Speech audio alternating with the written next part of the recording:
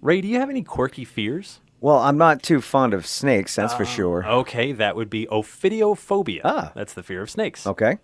What about you, Jeff? Well, I have a fear of falling. Not heights per se, but, falling. Well, that's basophobia. Okay, got it.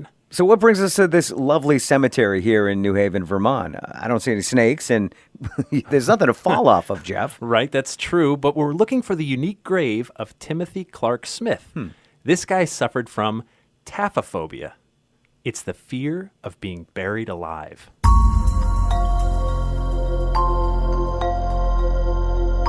I'm Jeff Belanger.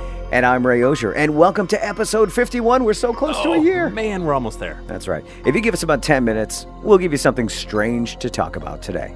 And did you know that you can access our entire archive of past episodes, see dates and places for my upcoming speaking tour, plus bonus video features from the New England Legends television series, all for free on our website at ournewenglandlegends.com? You know, Jeff, I did know that. Oh, that's true. I figured you would, but, maybe they don't know that. Yes, and you can call or text our legend line anytime at 617-444-9683, or join our super secret Facebook group. Ooh, it is a secret. We're on a mission to chronicle every legend in New England, 1 week and one story at a time, and we need your help to do it. We do. Okay, Jeff, who was Timothy Clark Smith? Smith was born June 14th, 1821 in Moncton, Vermont, which is the next town north of here. And we know from his obituary that this guy led a really colorful life. Here, take a look at some of these highlights. All right. Looks like he graduated from Millbury College in 1842. Right. And then traveled to Washington, D.C., where he took a position in the Treasury Department. Next, he studied medicine at the University of New York, where he became a medical doctor in 1855. And then he left for Russia, where he served as a staff surgeon in the Russian army during the Crimean War. After the war, he met a woman and fell in love and stayed in Russia for a while before returning to New Haven, Vermont, where he bought the Parch Hotel. Wow, that's pretty cool. That's impressive, right? I mean, this is the 1800s. Smith and his wife ran that hotel before he was appointed the consul at Odessa in Russia by President Abraham Lincoln. So he remained in Russia for several years before returning to the United States once again for the education of his older children. And he died here in New Haven, February 25th, 1893. And he's now buried right here in Evergreen Cemetery. Wow. All right, so where do we find his grave? His grave has no marker as far as names or dates, but it's unique because half of it is above ground in this mound of dirt. So let's look around. Yes, let's take a look. Anything? Wait, I think I see it near the front of the cemetery. Yeah. Oh, yeah. So there's a mound of grass about 3 feet higher than everything else around it. This is it. Okay, Ray, tell me what you see. Okay.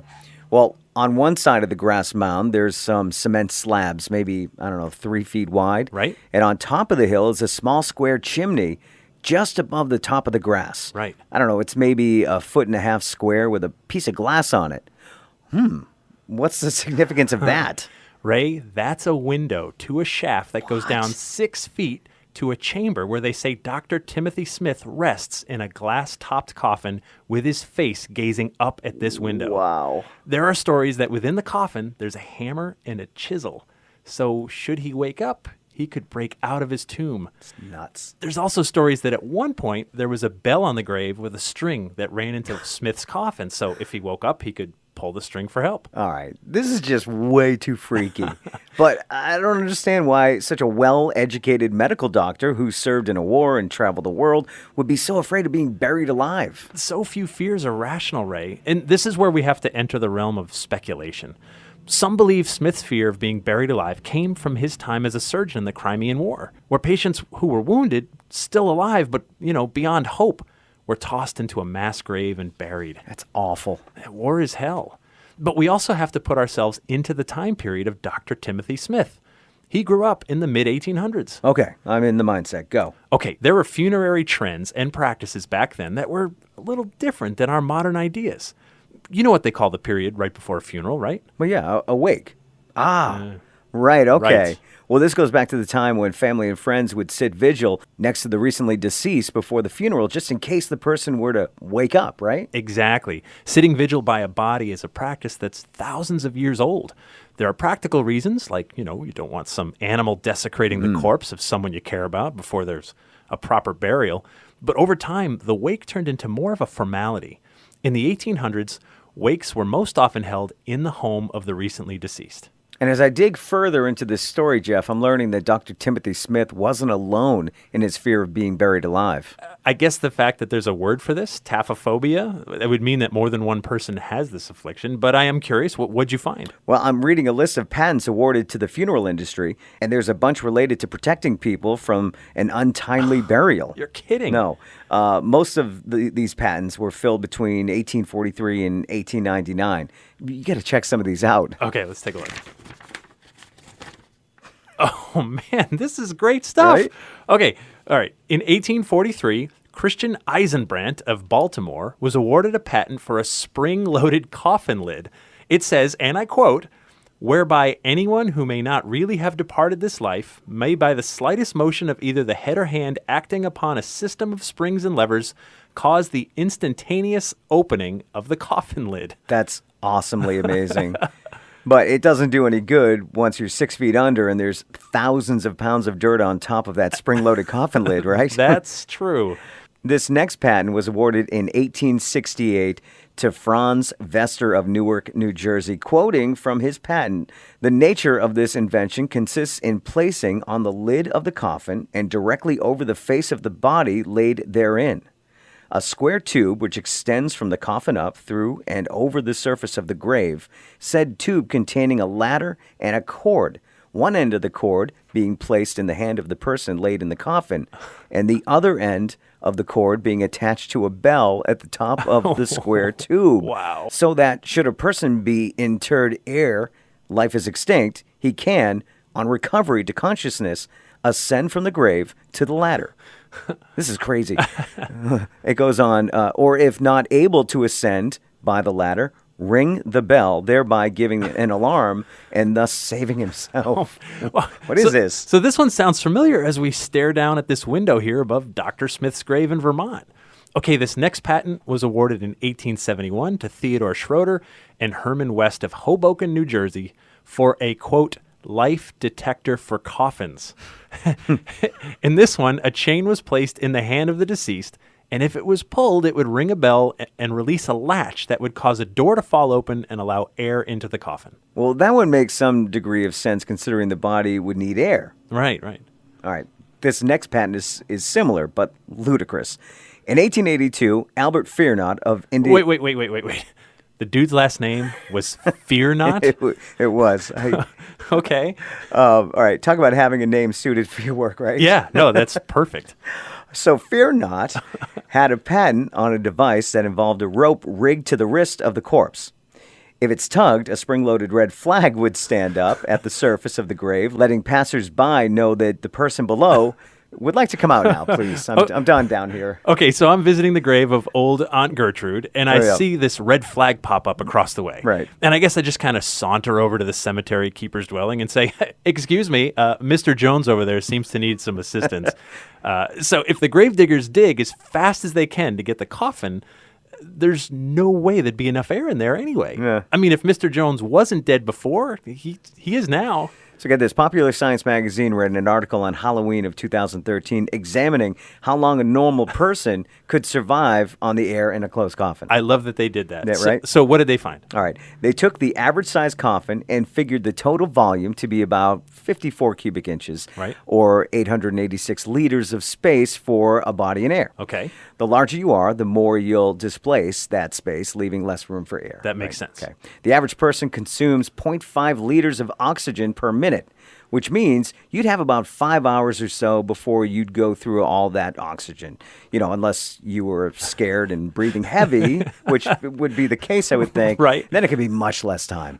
Okay, that sounds like a really horrible death. And I guess maybe this research wasn't available to the average person back in the mid-1800s? No, it wasn't. And plenty of people were there to capitalize on this fear of being buried alive. How so? Well, there were no less than 16 patents related to devices like these. 16? 16. We don't have time to read them all, of course, but in many cases, the patents are pretty similar to others we already read. It's important to know that this is an industry in the mid-1800s. And if you think about it, people who patent and want to market these types of devices, they're not targeting undertakers or the cemeteries. they'd have to be going directly after the consumers. Well, that makes sense. If I'm an undertaker, it wouldn't make me look good after I sell you a coffin, maybe a headstone, and then say, just in case I have no idea how to do my job and your loved one is still alive, I can sell you this bell contraption to alert us if Cousin Tony here was accidentally buried alive, right? The practice of embalming in the United States started around the 1860s, during the time of the Civil War. But it was really expensive and seen as frivolous to most Americans. I mean, they're just going to put you in the ground anyway. Yeah. But eventually, the idea of preserving loved ones catches on. The costs come down, and by the end of the 1800s, it's becoming a widespread practice. Embalming involves draining a corpse's blood and fluids and replacing those fluids with a chemical cocktail that includes formaldehyde and ethanol to drastically slow the decomposition process. Okay. And if by chance you weren't dead once you arrive at the funeral home, right. By the time they drain all your blood and replace it with formaldehyde, you're definitely dead now. Yeah, that would do it. So these cemetery trigger devices become irrelevant. Exactly, which makes the grave of Dr. Timothy Smith here a real relic of the past. What's interesting is we can see this chimney and window looks a little similar to Franz Wester's 1868 patent design, but there's differences. Right. There's no way that little chimney is big enough for a person to crawl up, and I don't see any bell here. I went digging through the newspaper archives and found an article on this cemetery curiosity from June 30th, 1941 in the Burlington, Vermont Free Press and Times. Now, by that time, Dr. Smith's grave had become kind of a tourist attraction. This article claims the reason for the unique grave is that either Smith had a fear of being buried alive, or he was trying to imitate grave designs he saw in Russia. Either way, when something stands out like this, folklore takes over. The article goes on to say that scores of people were coming to see Smith's grave and gaze through the window back then. Now, this is just 1941, just under 50 years after Smith's burial. Okay. The article quotes that then Superintendent Frank L. Shackett as saying, quote, "I don't know what people see in it. I could never see anything but darkness." I'm ready to take a closer look through this window. Me too. And we have something that Frank L. Shackett didn't have. What's that? A 300 lumens high-output LED flashlight to aim down the glass. I'll admit, I was a little nervous as to what we might see, though. Well, let's take a look. I'm going to place the flashlight directly on the glass so there's no glare. And you'll have to kind of cover it with your face and hands to block out the light. All right, I'm looking down here. Okay, what do you see? Well, there's water droplets on the upside of the glass. Right. A few inches below, I see some moss growing. Just a few inches into the shaft. Okay. Now, if I move the flashlight, I can see another layer of moss a few feet down. Well, the moisture in moss definitely means that tunnel isn't airtight. There's some white specks of something way down there. Well, why don't you take a look? All right, I'm going to rest my phone on the glass and click a few pictures. If anyone wants to see the pictures from the grave, go to our website at ournewenglandlegends.com, click on episode 51. Okay, let's try this. Okay, I'm seeing the moss. Oh man, it's kind of freaky looking down here. I can't help wondering if Dr. Timothy Smith is gazing back up at me through the moss. Well, do you feel like you saw something? Looking through that window was kind of scary. And while I'm not sure if I could see far enough down to see Smith's corpse, I do think I caught a glimpse of something that's left me kind of unsettled. Like what? My own mortality.